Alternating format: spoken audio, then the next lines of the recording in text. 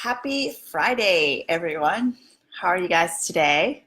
My name is Rachel Gilmore, and I'm super excited to be here in this group and to connect with all of you.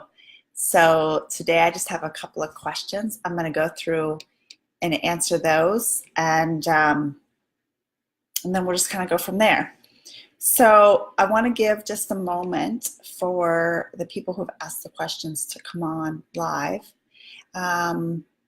So I love what you guys are doing in this group with the Flex Friday. I was kind of reading through some of them this morning, and I think that those are really exciting. So I just want to say congratulations to all of you who are doing that. I think it's really amazing. I love what you guys are doing in this group, the connections that are being made, and the encouragement. It's really great to see in today's world of social media how we can connect with people from all over the world and really know that we're not alone in some of the things that we're facing and going through.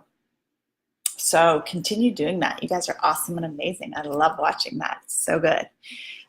Okay, so let me just jump right in. I have a question here from Heather, and she says, I had a couple of situations this week with almost every employee.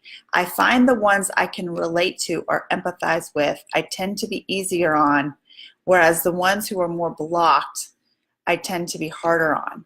I realize this, and even though I care about all of them, I don't know what avenue to take as to how to fix the fact that I'm responding differently to each of them. I want to be fair across the board. So this is a really interesting question. And I'm going to give a different perspective on this than you may hear from anyone else. I like to think outside of the box a little bit, and I like to look at things from a slightly different perspective, because I think that every single human being on this planet is doing the very best that they can with the current situation that they're in, and all of the thoughts, events, habits, patterns, and everything in their life that has conditioned them to be who they are today. And we know that we cannot do anything about anybody else in our lives. We cannot control their actions or behaviors or thoughts, but we can only control our own actions, thoughts, and behaviors. And so, in my opinion, I would say I believe that these specific employees that you feel like that you're not connecting with and maybe you're treating a little bit differently are an absolutely perfect opportunity for you to go within, go inside of yourself, and say, what are they bringing up in me? What are they mirroring back to me that I need to heal, grow, change, look at? What are they reflecting to me? If I look at them as a mirror, what are they showing me that I feel like that maybe I can't have empathy or that I can't relate to or connect with? So what essentially energy are they putting out to me that I'm putting walls up or blocks up that I can't show up and express myself in full authenticity because of maybe the way that they are? And so instead of looking at this situation with these employees as how do I go about treating them different, or all treating them all the same, it's what in me is coming up that I can say, wow, I'm so grateful that they showed me this situation in my own life so that I can make a tweak and I can make a change in how I react and respond to them. Because the truth is that they're showing up doing the very best that they can, right, with who they are. And you are the leader. You are the guide. You are the one who has been put in their life for a reason. And so when you have that awareness in you, what they're triggering in you, then you can go in and make a change in your thoughts and your actions and behaviors so that you can find a way to connect with them. You can find a way to empathize with them. You can find a way to have maybe some compassion, and then your actions towards them will naturally change, will naturally, does that make sense? It will naturally change so that you don't feel like you're treating your employees differently, to where you're fair across the board. This is an inner work for you. This is a beautiful opportunity for you to go within and look in and, hey, Kevin, and see in yourself what they're showing you about you. And you may recognize, it's hard to say without having this conversation with you, but you may recognize that one or more of these employees has, they have something going on in their lives that you can see that has went on in your life in the past. And so you will be able to go in and kind of look at that and shift your perspective on it, and then you will know how to interact with them on a different level because you've up-leveled and processed through what happened in your life. I hope that that makes sense, because I've seen this in the past, this exact very same scenario where people had employees and they found that there was just some people they had a really hard time connecting with. They felt like there was walls up, that they wouldn't be vulnerable and they won't let them down. And so they just were like, I can't connect with these people. I can't get through to them. Nothing I say is getting through to them. And then when they went and did that inner reflection on their own selves to find out what it was actually triggering in them, and they processed through that, then they could actually go back to that employee with a little bit of vulnerability about their own experience. And then next thing you know, that employee brought their walls down. They were able to build a rapport, and then they had a beautiful, mutual, respectful relationship for one another. So I'm going to invite you to go first and go in and see what this is bringing up in you. Be a little bit vulnerable with them. And I think that you might solve that problem through that. Okay, so the next question that I had was from Robin, and she says, for someone who is just learning about NLP for self-development, what resources do you recommend?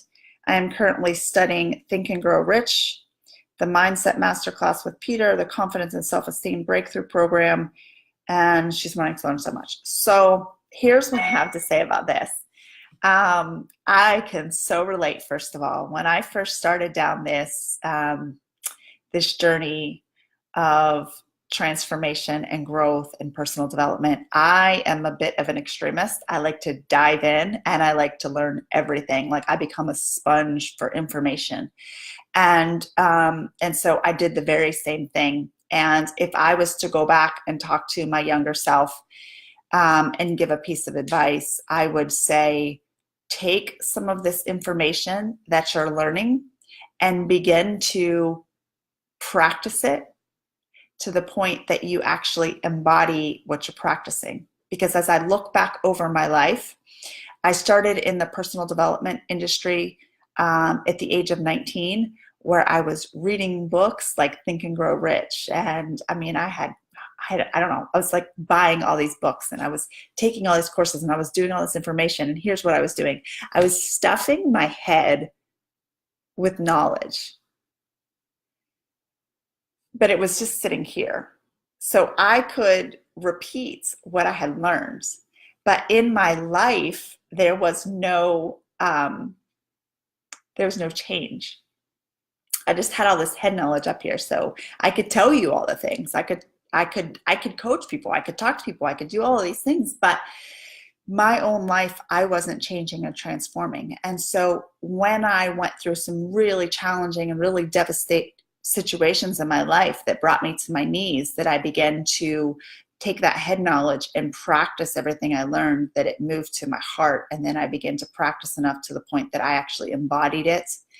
Then I was able to connect with people. Then I was able to help people make real transformations because all of my walls were down and I was connecting with people on a whole new level. It's like I was vulnerable. I could share my experiences. It changed my life. When I began the practice of taking everything that I learned and practicing it to the point that I embodied it, that's what transformed my life. And that's what's helping me right now transform other people's lives. So am I still hungry for knowledge? Yes, I still read. I read all the time. I'm always looking for new books to read. I'm always taking courses. In fact, right now I'm doing CEUs for my NLP certification. I'm always staying up on top of, always going to events. But here's what I do that has changed my life. Now I take a book and I will not just read the book for the sake of reading the book, but I will read the book with the intention of letting that book change me. I don't just want it sitting up here so that I can, I want it to change me. So my intentions are, what is the reason behind me doing this? I want to actually change. And what's happened as a result of doing that is now that I've taken in and I've absorbed all of this information and I've studied it and I've practiced some of the things that have come up through what I've learned, that I'm connecting in with the truth of who I am. Some of the information I take with a grain of salt, and some of it I let change me. And so now when I come up against something, I might have all this information, but I'm actually trusting myself more. So if I come up against something that's challenging, instead of like going to my ego or going upstairs to my brain and like trying to find a solution, I will sit down and I will connect into the truth of who I am, and I will let that be my guide. So I don't always go looking outside of myself anymore for the answers. I go within to look for the answers, because I believe that we all have the answers already within us, and that all of these courses and these classes and these coaches and these teachers and guides and books, what they do is they bring us to the point that we can connect into the truth of who we are. They're like the guide. They're the thing that gets us to do the practice, to get us to do the work, so that we can connect in with the truth of who we are. And then we can make these decisions, because at some point, it's like we can continue to keep looking outside of ourselves. I think it's necessary in the beginning, but you will really begin to transform your life when you can feel in and know that you have the answers within you that you've already learned. So I would invite you to take and break down each of these books, each of these courses, each of these things that you're doing, and sit down with the intention of allowing them to change you. What behaviors, what thoughts, what practices, what disciplines, what do you need to do to implement them into your life till the point that it just becomes you? It's all about becoming. So a lot of people have the head knowledge, but they haven't done the practice of becoming. And the people who are becoming are the people who are going to change the world. The people with the head knowledge, they're just going to continue to have the head knowledge, because we know, if any of you guys have read David Hawkins' book, he says, for every one person vibrating at the frequency of love counterbalances 750,000 people vibrating maybe in the vibrational frequency of fear. And I'm paraphrasing there. But it's in the becoming. If you're not in the becoming of the energy, then you can't have the greatest impact. So the impact's not made through the head knowledge, it's made through who you become. So I'm just going to invite you to take everything you're doing right now and practice it, and allow yourself to transform and become. So who do you want to become? What is your reason for all of this? What is the energy that you want to give out to the world? What is the energy that you want to share with the world? What is your highest purpose for being in this world? And let that be your guide. I'm taking this course, I'm reading this book with the intention of practicing and becoming. Where do you want to become? So I hope that answers that question for you, Robin. Hey, Aiden, how are you? Good morning to you. So I think I answered both of those questions. I would love for you guys to come at me with more questions, because I love this. I love doing this work, and I'm here to serve and give back and help each one of you grow and evolve and become the greatest versions of yourselves. Become, okay? That's my word, is become. You have to become. Head knowledge alone is not going to change the world. It's your energy. It's who you become. You as an individual. Become love, become light, become the person who can impact people just with your presence. And I'll share this, and then I'm going to end. I went to an event, I think it was about 6 years ago. I did a certification program through Gabby Bernstein, if any of you guys know her. And I went to one of her events in New York City, and I'm in a room with like over 300 people. This woman walks out onto stage, and I don't remember her name, but she said something that stuck with me, that is really, really stuck with me, and it's kind of changed me, because she said, my goal was to walk into this room and just with my presence transform the room. And at that time, in my mind, I couldn't wrap around what it is that she was saying. Like I couldn't fathom, because I didn't know what I didn't know, right? Like this was something that was new to me and I didn't understand it. How could a human being transform a room of over 300 people just with their presence? But when you begin this practice of becoming, and you see it in action, you see yourself walk into a room, and with your energy, people are naturally drawn to you and they want to be around you. And you see the transformations happening. You see people going from, not having a great day, and you hug them and you don't have to say a word. And then all of a sudden their energy shifts, their body lightens up, and they're like, I don't know what you just did to me, but I feel amazing. Like you actually start to see your presence change people. That's your energetic state of being. And that needs to be a priority, because you will change the world alone with your presence if you practice becoming that energetic being who can do that. So that goes back to that vibrational frequency of love, counterbalancing 750,000 people in fear. So thank you.